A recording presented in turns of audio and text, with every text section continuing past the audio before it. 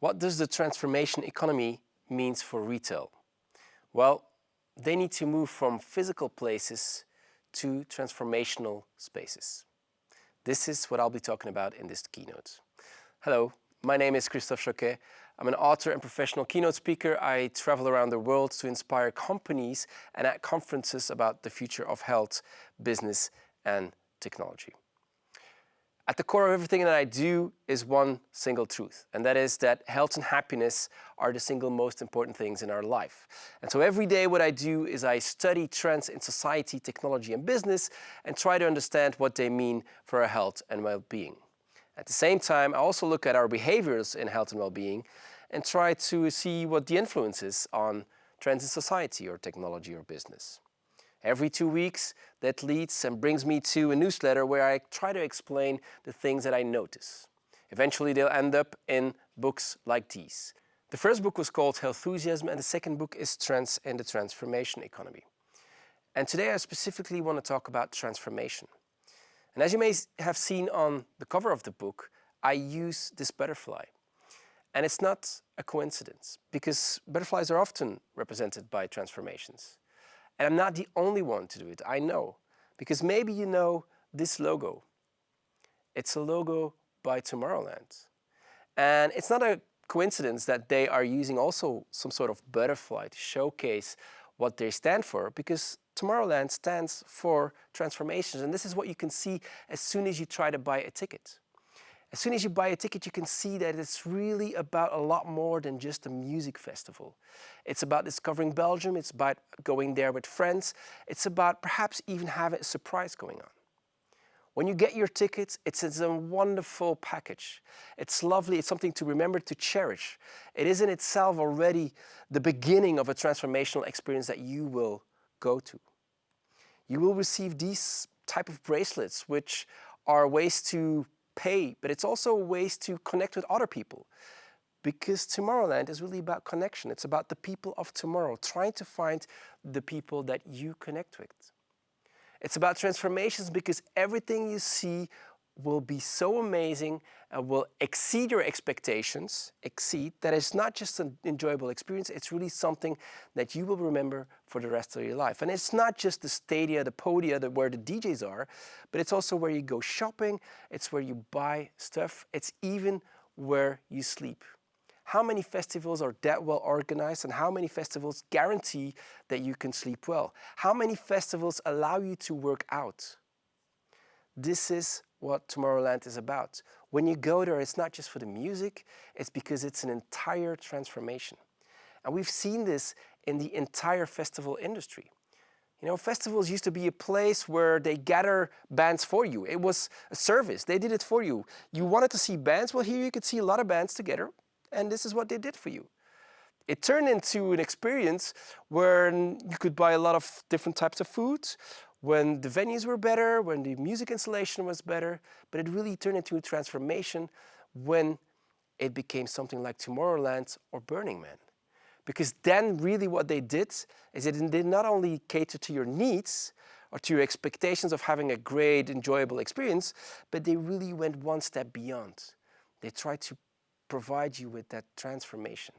That is what Tomorrowland was all about. That is what basically transformations is all about. And so when we're talking about retail spaces, when we're talking about retail in general, this is the same evolution that they need to go through. They need to think about no longer about physical places, but they need to think about how can we transform these physical places that we are now organizing, that we're having, that we're managing, how can we turn them into these transformational spaces, a bit like perhaps Tomorrowland has changed the festival industry.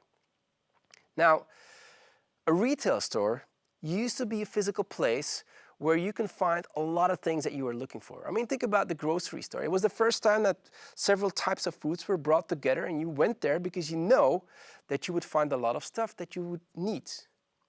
Supermarkets became the ultimate physical collections of everything that you might want. It's the reason why we go to supermarkets, because it's easy. It's one place and you can shop almost everything. Almost. Because where we can almost really buy everything is perhaps online.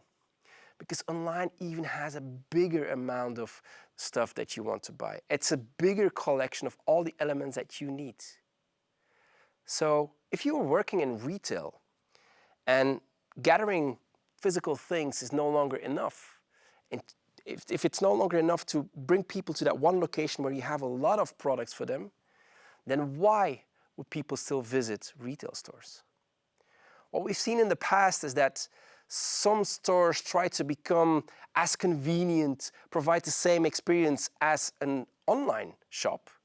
By, for example, Amazon Go, what they did, they had an automatic checkout.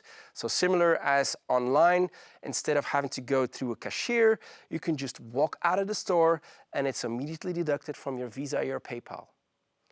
It was a digital experience, fully digital. It was about digital transformation, making sure that we have the same digital experience, the same convenience in real life as we have online. But that is not enough. That is not why people will go to your store. We need to change things. We need to think about customer transformations instead of digital transformations. By the way, Amazon Go, as I just presented, who wanted to bring that same digital online experience to the real world, it no longer exists. It's been halted. So that's why we need to focus on something else, which I call customer transformations. It's really about a transformation for your clients. And more we start seeing this in retail. I mean, this is Lululemon in Chicago. And instead of just going there and buying some yoga gear, which they are famous for, it's actually a place where you can work out. So you can feel energized while you're being there. This is one of my favorite examples. And when I'm in front of a stage, I always let them guess, what type of store is this? What type of retail store is this? Well, it's actually a sex shop. And instead of just, the usual thing that nobody's ever been to a sex shop, we know that.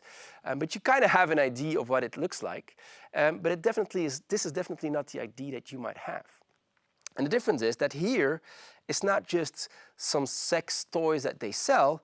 They really want to cherish sexual wellness. You even have a bar where you can talk about sex with others, talks about sexual wellness. So the way that we go about this retail space that is a sex shop is no longer the same. We can say the same thing about funeral services. This is Exit here in London. It's an entirely different experience. It's no longer about heavy goodbyes, it's about handling it lightly. Even the name is kind of funny.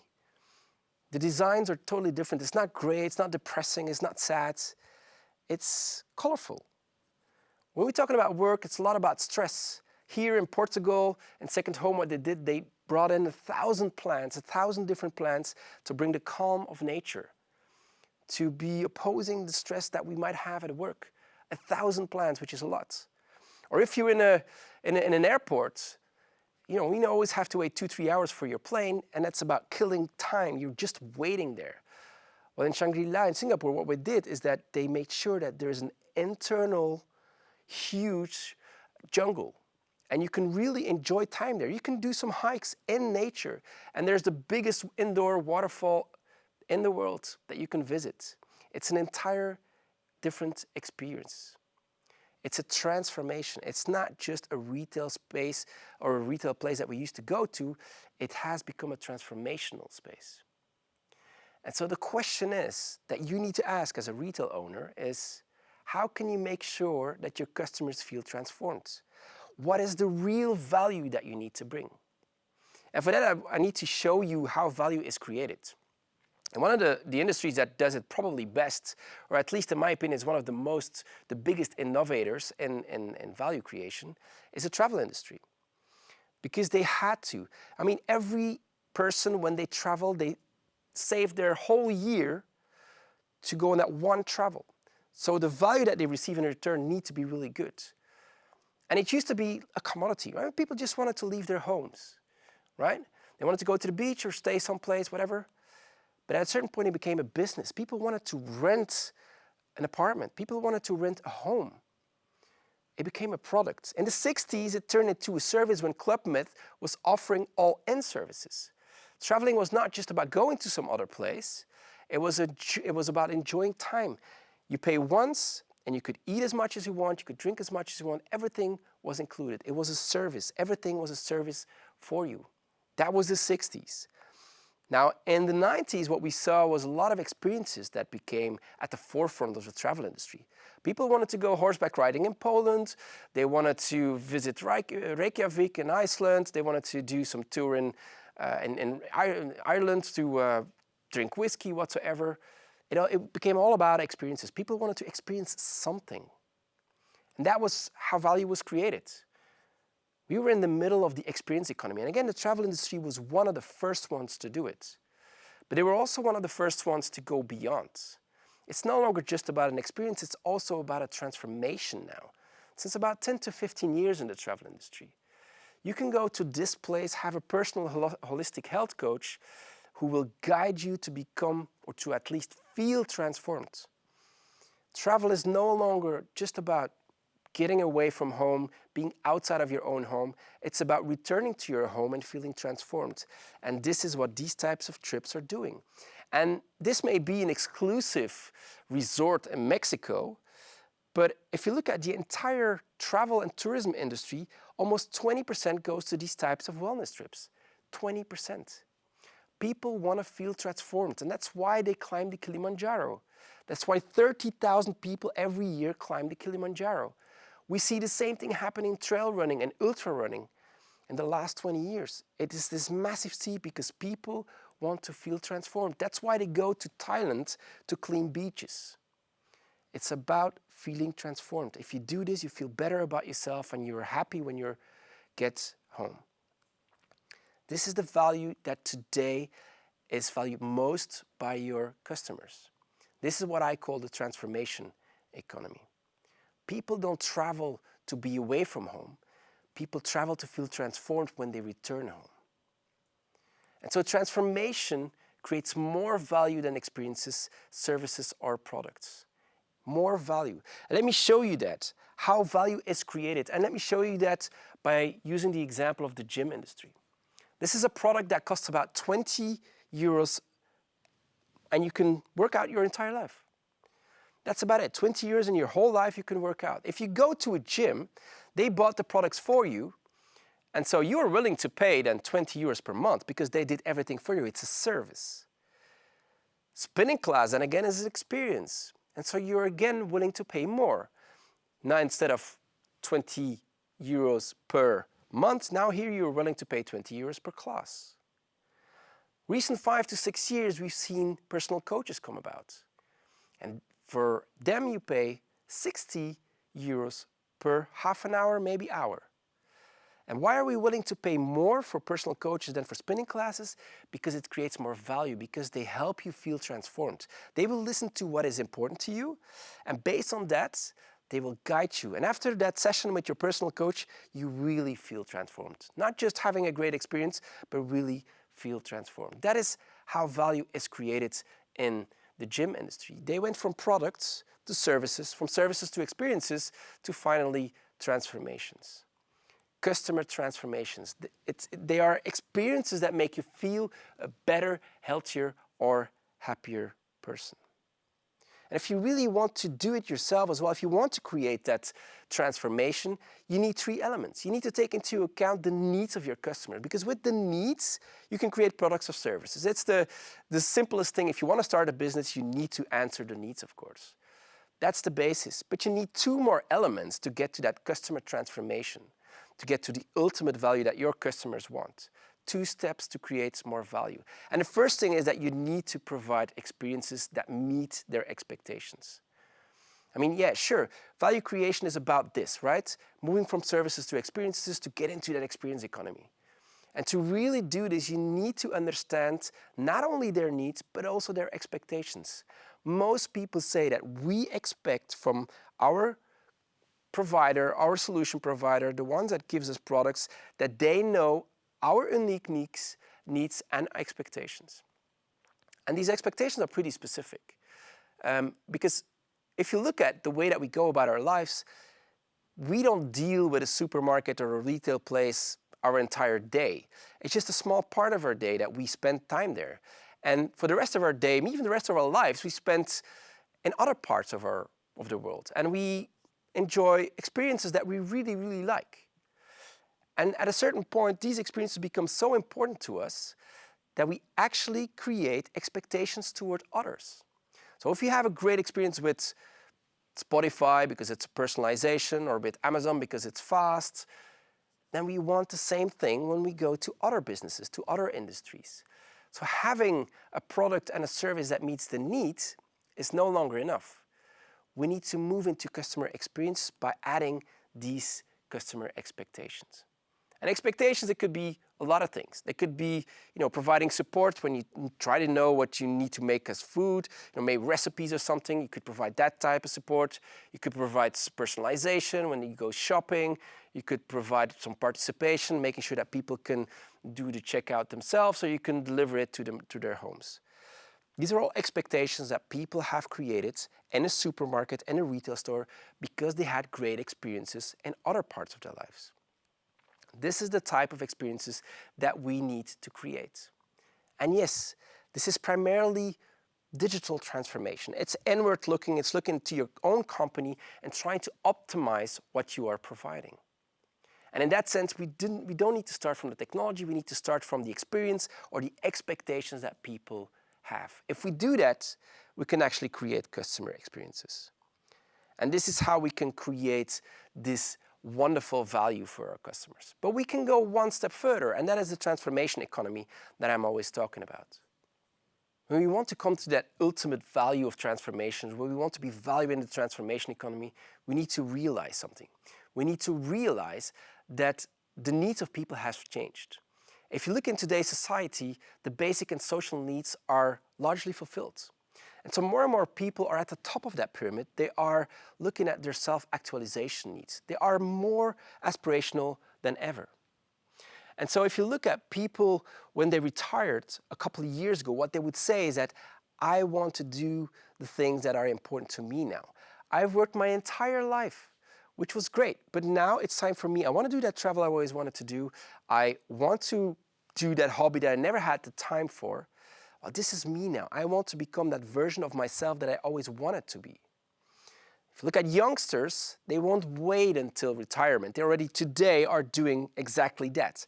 They turn their hobby into some profession, or they take a sabbatical and travel the world because they always wanted to do it.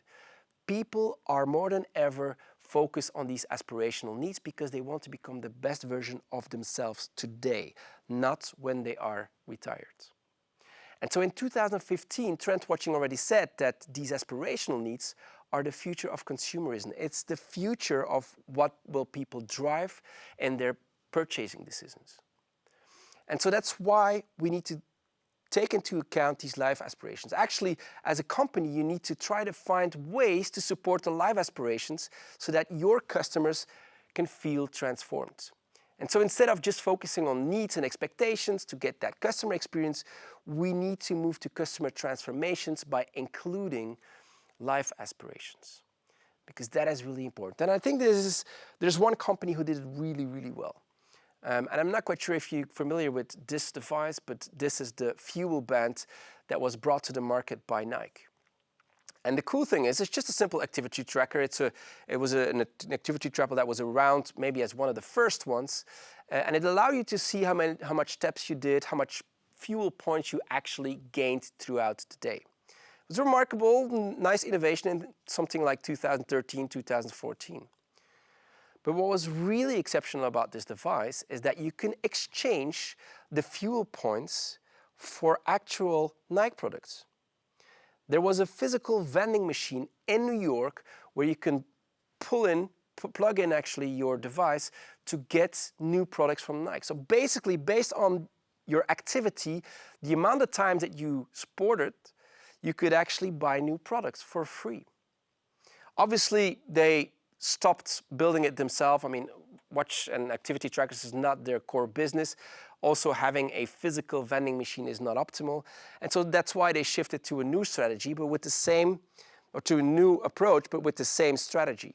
They've partnered up with Apple, created the Apple Watch for Nike, and they started creating a digital version of that vending machine, which means that the more you exercise with Nike, the more points you gain, and the easier you can get additional benefits, additional rewards. You can have products that are specifically reserved for you. You can talk to experts. You can have special edition material. You can become a product tester for all you want. And the reason why Nike did it is because they want to be transformational. Just Do It is really about making sure that you work out, that you sport, that you do the things that you need to do. Transformational. They really wanted to become transformational. And if you look at the value creation that they put forward for that, well, they had the products, they had the services with the apps, they had the experiences with the Fuel Band and the Apple Watch, but they also now have these transformations that they provide. The more that you sport, the more that you feel transformed, the more that you get additional help from experts where you can buy classes, potentially even more products exceptionally for you because you worked out already that much. This is the value creation that Nike is providing. This is how they make sure that people just do it. It's really a transformational approach. It's not just a digital transformation, it is a customer transformation. This is what it is really all about. Making sure that you provide experiences that make people feel better, healthier, and happier. And this is the core of the transformation economy, of course. This is how we create value. We go from services to experiences, and from these experiences to these transformations. So business really must create value that is in line with the need for transformations, with their aspirations in itself. And for that, in my book, I write about 24 different life aspirations. I call this the life aspiration model. And it's not just about improvement, it's also about prevention, acceptance, and enjoyment. And you can see that in retail spaces, like for example in supermarkets, more and more retailers are focused on these aspirations as well. Kroger is putting clinical dietitians into their supermarkets to help people explain what the nutritional value is, because people aspire to be aware. People aspire to comprehend what they're eating. Jumbo, for example, has a specific slow cashier desk where elderly people can take their time and talk to the ones behind the desk, because people want to have meaningful connections. Lidl has brought in Ireland certain cafes, which they call bakery cafes, where people can talk about mental health, because we try to find the people that are similar to us, because really it is important to feel belonging. Because belonging is one of those aspirations. And if you can add those aspirations in the value that you propose to your customers, then you can find those customer transformations. You need to support the life aspirations to make them feel transformed. And so to the question, why would people still visit your retail store? The answer is create the right value. Create those transformations. Create those customer transformations that make people feel healthier, happier, and better. Try to have not only the expectations in there, but also the aspirations. This is why I chose this butterfly as an example or as an image of the book and the transformation economy. Because on the one hand side, we have the expectations, which is about digital transformation. But on the other hand side, we have the life aspirations as well. And if you could do that as a retailer, you can really transform your physical places into transformational spaces. And there's one company who did it really, really well, and it was already mentioned during this keynote, and that is Nike. They really went from physical places to transformational spaces, and they already started very early on, in 1999, with their own Niketown website and Niketown store. But if you really want to know more about it, please invite me to explain this to you. Because the transformation economy is something that is super important, which will take over the entire retail industry. Don't mind to reach out.